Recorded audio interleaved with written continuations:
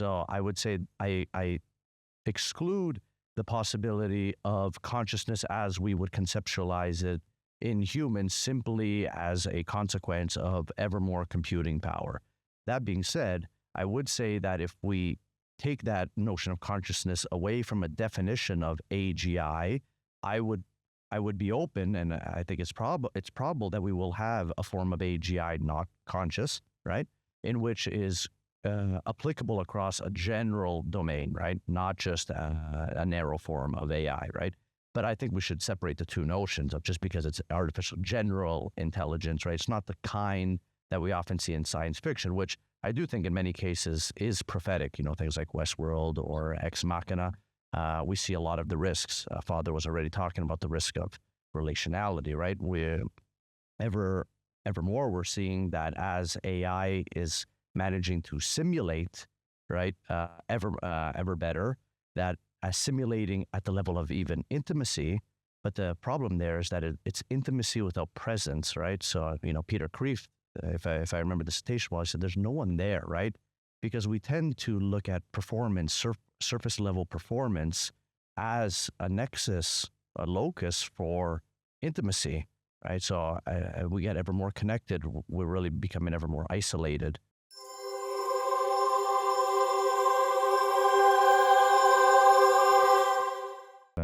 Steven and Father John, thank you so much for being here with us today. Could you tell us a little bit about, I guess, the progress, I hope, that's being made across these 2 days at the forum with regards to AI and consciousness? Sure. I think it was one of the most interesting of the breakout groups that we have, that being the one I am participating in, which is on Catholic Turing test. And that's, between quotation marks, because what is exactly that means.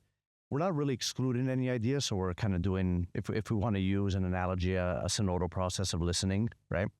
And of course, you have stronger voices. You have maybe more introverted voices that are really there just trying to listen. Maybe they'll throw some idea in. So we're not really excluding any possibilities. And we're seeing a lot of tension with, like we discussed before, there's a little bit of a solipsism when we start talking about the idea of consciousness, right? And whether it's even technically possible. And if it is, if we could open the realm of possibility to even the very idea, what are the ethical, moral, and especially anthropological implications from a Catholic perspective? And just before coming here, I just threw the bomb out into the room and I said, maybe if we're going to be talking about Catholic Turing test or a test of any kind, because we've excluded the notion of a Turing test, because we said that's essentially just surface level mimicry. There's no interiority there. Let's just cast that out. Is there any other types of tests for what a Catholic would call consciousness? And I said, we should begin with a Catholic anthropology. Mm-hmm.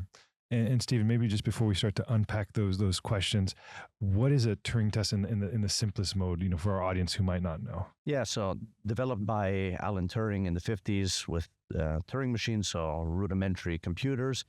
Essentially, if I could distill it down just to make it easy for those who are not familiar with computing, is if you can't tell, if a human user speaks with an interlocutor on a screen, so they're not seeing the person face to face, right?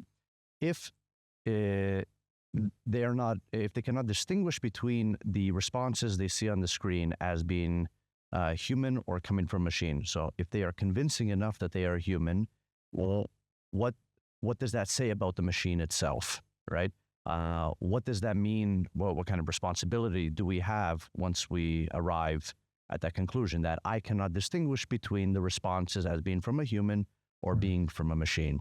Now, that's why we were discussing that, is that brings up notions of consciousness. And essentially, if a machine can do that, what kind of responsibility would we have towards it? And you have other issues that come along, legal issues, of course, in terms of personhood and so on. What do you say to someone who might be confused in that manner, or might be genuinely, thinking that they're in some type of communication with these? Yeah. So on one level, I think we have to admit that this is like a very human response. I mean, we have this tendency of anthropomorphizing almost everything, right? From the headlights in a car, looks like a smiley face or a sad face, to, your pets, right? And when we speak to our pets in different ways, and we form almost this quasi-human, right, bond with our pets. And you can even say that to different tools. I mean, in Europe. I don't know if this was a thing in the States. We had the Tamagotchi. Yeah. So I had him too. yeah. See, right. So those were also like a type of pseudo relationship, right? In a sense, in all these things, these examples I've mentioned, it's very clear that the thing you're engaging with is not a human and cannot fully understand you, right? So if it's your Tamagotchi pet, if it's your real pet, your dog, your cat, or if it's the headlights in a car, right? But now it's much more worrying, because now this tendency that we have as humans to anthropomorphize is we've put so much gasoline on that flame, right? Where we have these tools that are really great at answering back, right? And Steven was mentioning, it's not a question of whether the machine is intelligent or not. In fact, Alan Turing came up with the test precisely because he thought asking whether a machine is actually intelligent, is actually conscious, is too difficult a question to ask. So we should just be concerned with whether it can deceive a human being into thinking that it's conscious or thinking that it's intelligent.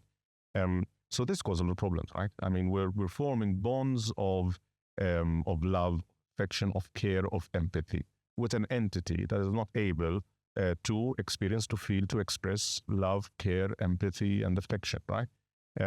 So in a sense, you're closing yourself up. And on one level, one of the things, one technical way that we can say the individual who's doing this is harming themselves is we like to talk about moral skills. So moral skills is this concept used not just within the church, but around of these.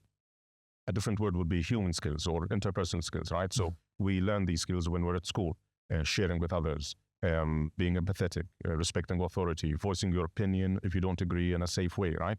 So these are moral skills. But in a sense, we learn them in our interactions with other people. And the image I like to use is, the beautiful pebbles you see on the beach. They're smooth and beautiful because they have rubbed with other pebbles. In the process, becoming smooth and beautiful, right? So if I'm not doing this rubbing, right, with other people, and therefore forming ourselves in the skills, becoming this beautiful, smooth pebble, but instead speaking just with an AI chatbot, right? And we know, right, I mean, we don't need to prove this anymore because it's been proven that these tools are sycophantic. These tools do not reflect the truth. These tools are there just to maybe heighten what your opinion is and are there to really eagerly please you. So when you have no conflict, no sense of maybe, growing and growth or maturity in these relationships, right? You're not going to become a smooth pebble. You're not going to form yourself as a human being, in these moral skills, and therefore this is detrimental to you in the long run. But, Steven, maybe in, let's say 5 years, 10 years, when we keep making these innovations and we keep arriving at, at maybe AGI or ASI, will the AI in that sense be conscious? I mean, that's what I hear, at least. You hear that in Silicon Valley. People are saying 2030, watch out, everything will change. How do you respond to that? Well, I would say that I exclude the notion of consciousness, however we want to describe it. We can describe it, for example, given my philosophical and somewhat theological background, I would tend to adopt a definition of the awareness of self as self in the act, right? So not just awareness of myself, but myself as a subject of experience, right? So I would say that it's not a question of degree, because if it was a question of degree, then the materialistic framework, which is essentially where that philosophical position of we just need more computing power, or we need a different kind of computing power. People say, well, now with the advent, the introduction, and the exponential growth in research of quantum computing, in which now we could superimpose ones and zeros, I say that there's nothing actually, there's no change of kind in that type of computing power there. It's not simply about having more memory. It's not simply of making it even more recursive, right? Or more the statistical probability field that an LLM produces arriving rather than at a 60% probability of next token, closer to 100. That does not say anything of a different kind, right? So I would say I exclude the possibility of consciousness as we would conceptualize it in humans simply as a consequence of ever more computing power. That being said, I would say that if we take that notion of consciousness away from a definition of AGI, I would be open, and I think it's probable that we will have a form of AGI not conscious, right? In which is applicable across a general domain, right? Not just a narrow form of AI, right? But I think we should separate the two notions of just because it's artificial general intelligence, right? It's not the kind that we often see in science fiction, which I do think in many cases is prophetic, things like Westworld or Ex Machina. We see a lot of the risks. Father was already talking about the risk of relationality, right? Ever more, we're seeing that as AI is managing to simulate, right, ever better, that simulating at the level of even intimacy. But the problem there is that it's intimacy without presence, right? So, Peter Kreeft, if I remember the citation well, I said, there's no one there, right? Because we tend to look at performance, surface level performance as a nexus, a locus for intimacy, right? So we get ever more connected. We're really becoming ever more isolated. What do you think that's going to do to us as people, to us as society, to be surrounded by these embodied AIs, by these images, by these performances that are at the core empty? We have a statistic in Malta, which is 50% of all people feel lonely, feel lonely. So we're in this age where we're the most connected, yet half of the people feel lonely, right? So there's a mismatch here, or there's something that we're not doing wrong, all right? Or this connectedness isn't really cashing out, right? And I think the word I turn to again and again and again is incarnation. I mean, our faith has this central mystery, the central reality of the incarnation. And another word, sometimes I use an alternative word instead of incarnation with people who maybe are outside of church, which is inefficiency, right? And when you think about the way God chose to save humanity, God chose to save humanity in a very inefficient way, right? Christ had to be born, 9 months in the womb, 30 years doing what? What was Jesus doing these 30 years, right? And then 3 years. And I'm sure if Jesus had a campaign manager, taking him to so many more cities, so many more towns, maybe outside of Israel, right? So the incarnation tells us something about the importance of inefficiency, or at least particular types of inefficiency. I think we're trying to, be efficient on the things we should be inefficient about. So when you're spending time with a friend, with your wife, with your husband, right, with your children, with your parents, not doing anything in particular, maybe just cooking, right? Sure, you could go to a restaurant, or a machine can prepare, like a concoction of the exact minerals and, vitamins that you need. But you're cooking together, you're wasting time. If you're doing poetry, if you're drawing something, if you're sitting down, enjoying a glass of wine, smoking a cigar, which I did before, and watching the sunset, right? You're doing something very inefficient. But it's the thing that builds you up, right? It's the thing that because precisely you're being in touch with your humanity and you're building humanity. But it seems that everything we're doing, everyone that's working on these problems is trying to do the opposite. They're trying to make us more efficient, more isolated, more optimized in those senses. But I feel that in that sense, we become more like the robots. Yeah, I mean, obviously, maybe to be clear, right, there's nothing bad with efficiency, but I think efficiency in the right place, right? So if we can clear away the tedious things, the things that really take us away from maybe more human things. So ideally, we all have time to spend with our family, with our friends, doing the things that are meaningful to us. So that would be the idea. Obviously, I think because of, we can forget AI for a moment, right? Because of the wider kind of culture we live in, at least in the West, right? Of marked by capitalism, marked by productivity, so if you're not being productive, we have tied dignity and value. Your worth as a human person is on how productive you are. Mm-hmm. So we see this when we have discussions about people who are elderly, right? You're no longer able to work. Therefore, you're a burden to society, right? So if your value, right, or people are telling them, we're growing in a culture where my value is tied to my productivity, right? Which is already, we're starting off from bad premise, which therefore leads to the rest of the things we see in the culture around us, right? So I think it's, again, and this existed before, this massive surge in AI and all of that, right? So I think maybe part of the solution is also in tackling the wider contextual milieu and contextual, maybe cultural philosophy, maybe. If I may, it seems what you're really touching on is kind of a resurgence of an old Christian heresy, Pelagianism. It's the, through my works, exactly, I can save myself. Yes.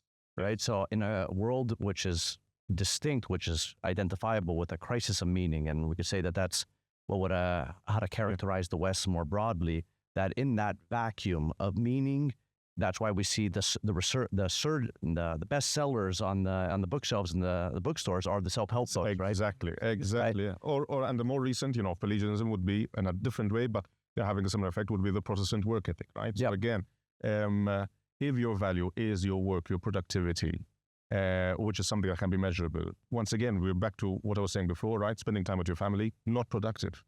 How do we make progress? How do we on some level help the materialists kind of understand and come closer to our point of view? So I said that we risk speaking past each other, and I think that some of that has happened, and it's probably natural when we don't really start with first principles, right? So when we don't have definitions of term like consciousness, which we haven't settled on, right? Exactly. It could be used with more than one meaning, and we may be actually speaking about the same thing, but using the word in two different ways. So we speak past each other, right? And Steven, could you start by maybe like helping our audience understand, like what is the Catholic, understanding of consciousness? Yeah. So I would say if we start with a proper Catholic anthropology, we would say that the perfect union of body and soul, right? So a type of hylomorphism, the freedom of the will, and that freedom of the will is oriented towards the true and the good.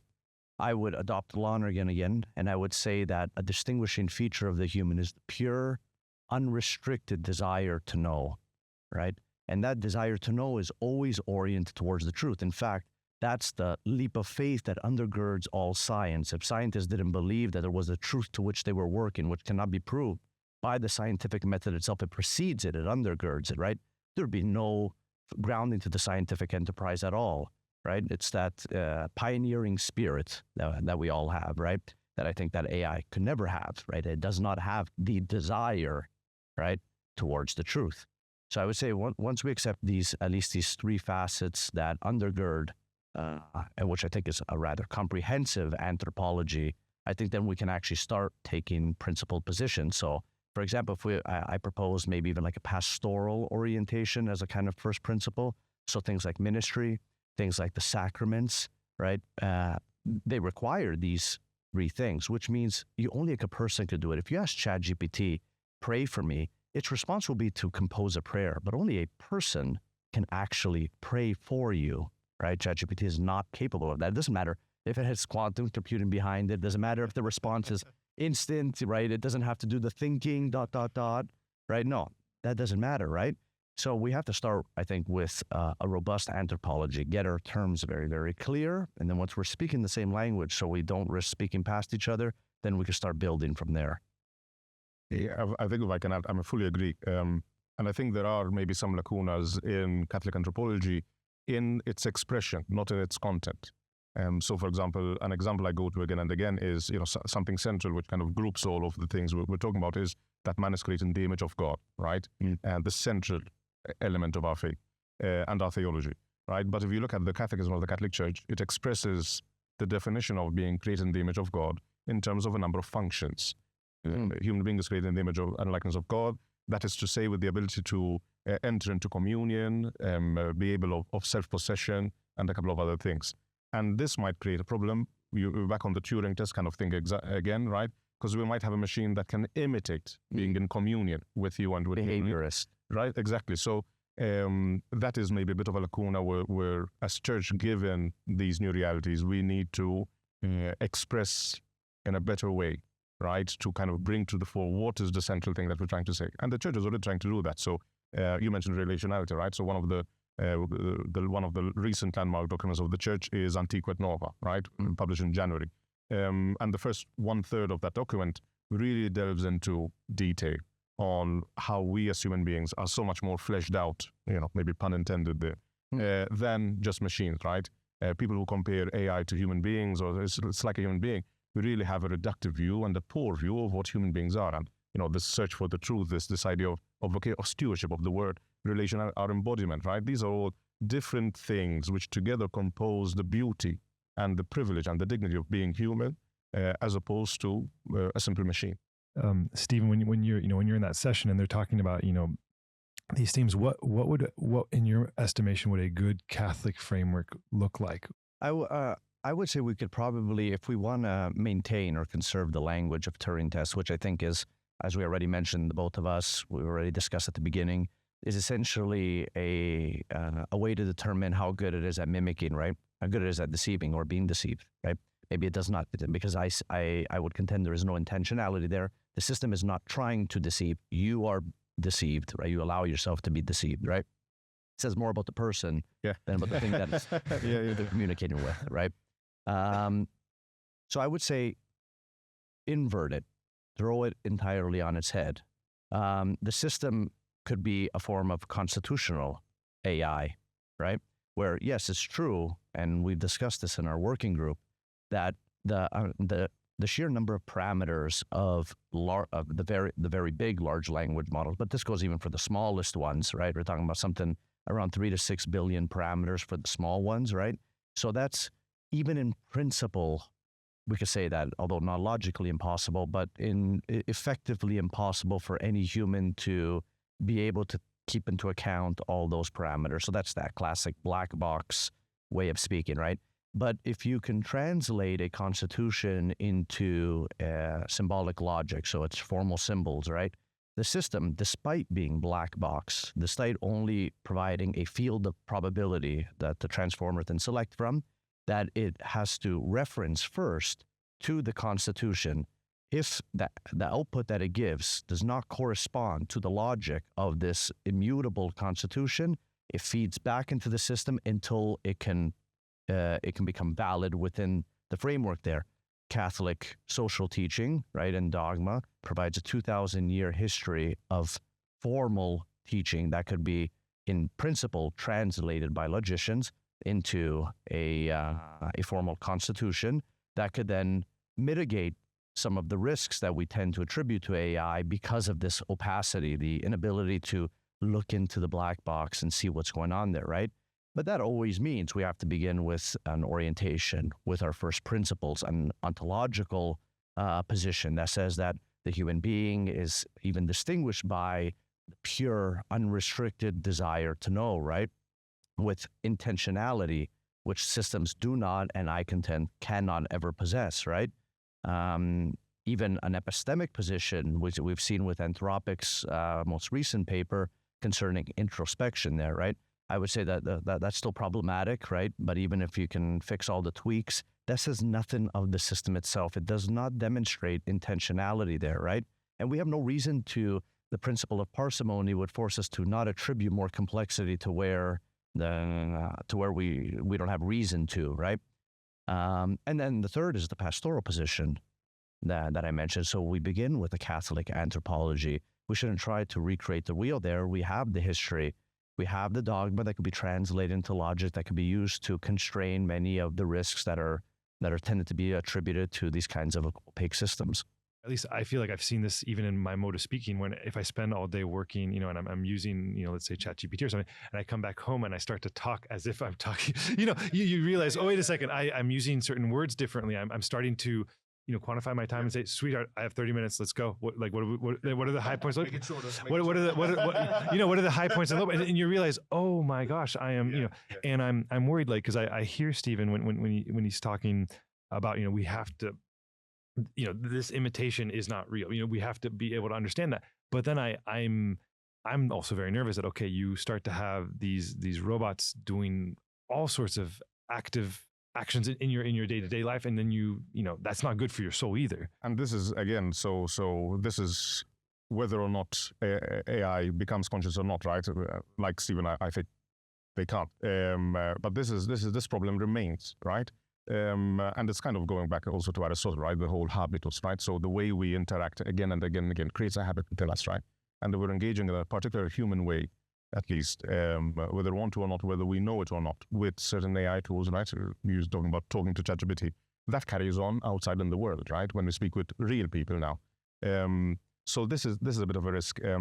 Quote that I always bring to mind is a quote by Saint Benedict in his rule.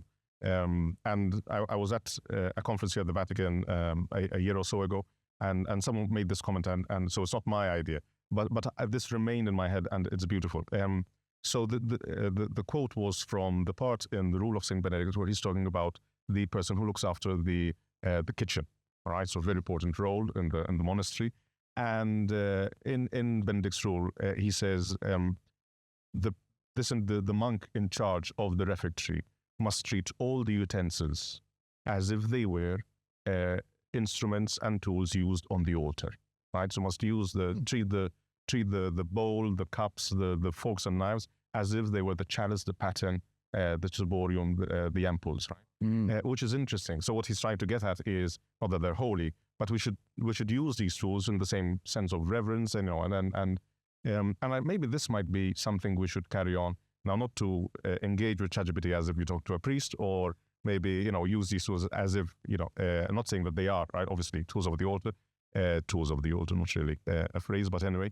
But I think with that sense of awareness, right, that conscious of what it does to me.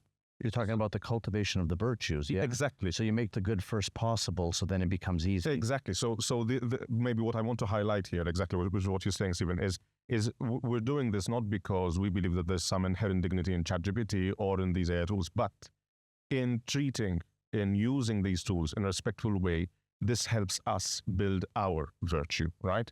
So maybe a simplistic form of this is whether you should say please or thank you to ChatGPT, right? There was Sam Altman said something about this a few months ago.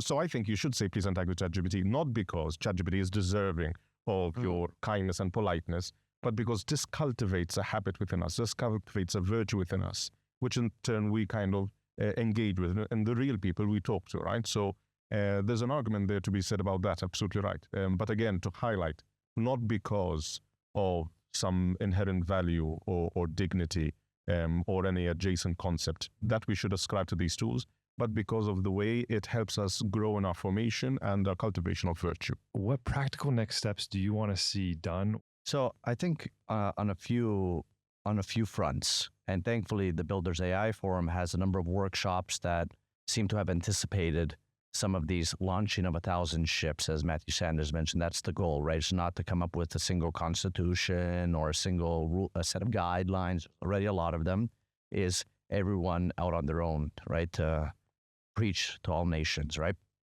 So I think that, well, at least coming from the workshop that I'm directly involved in, at least some sort of deliverable so that we can start speaking at least the same language, right?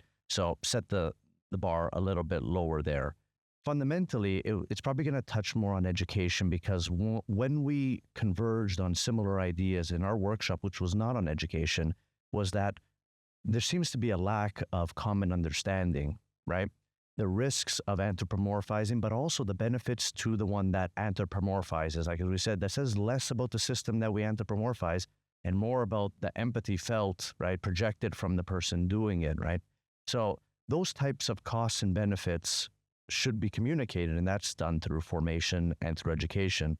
So I think that that's going to be kind of the long term, but that has to start today, right? That should have started yesterday, right? That kind of formation and ministry, talking about AI. This morning at Mass, the father spoke about the Builders AI Forum, right? And he managed to bring in Renaissance art as an analogy to what we're doing today, right? We have to go forth. And I think that there's a lot of optimism, even from my part, even from the fact that I'm coming from a workshop where there's a lot of disagreement, a lot of tension. I'm still optimistic. I think that we can produce something that when we leave Rome today, that we can bring with us, and we can actually make some sort of change, even to a small degree. Yeah, I think awareness of anthropology, this word we're going to again and again. This morning, we received a beautiful message from Pope Leo, right? Addressed to us, I suppose, right? To the participants of the Builders Forum. And it was all very beautiful, a short message, but fantastically. And there was a quote that struck me as Father Neza was reading the message, which is, obviously I don't remember it by heart, but something along the lines of every decision we take, even a question of design, the way a tool is designed, expresses something of our vision of humanity, our vision of our idea of it, but our vision for it, right? So I think to imbue this awareness, this framework of our anthropology, right, of who the human being is, his dignity, his faculties, and therefore the lack thereof of AI, right? The way we express, if it's design, if it's the way we run companies, right, if it's the way we think of risk mitigation and risk assessment, if it's the way we speak of education in the formal sense of schooling, right? If we speak of, there's a workshop on healthcare, the way we want to preserve the therapeutic relationship between healthcare worker and patient, as opposed to just treating that again as a process, right? Anthropology, our version of anthropology, should be imbued.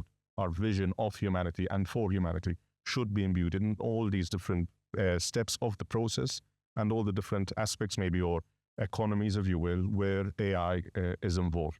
And I think that would be, if the Builders Forum manages to get everyone on board, and we are, I mean, we're all on board, is just maybe, I think, pushing it out there. That would be the greatest thing we could do, I think. Well, on that very positive note, Father John, Steven, thank you so much for all the important work that you're doing. And I wish you all the best on this final day of the Builders AI Forum. Thank you for inviting. Thank you.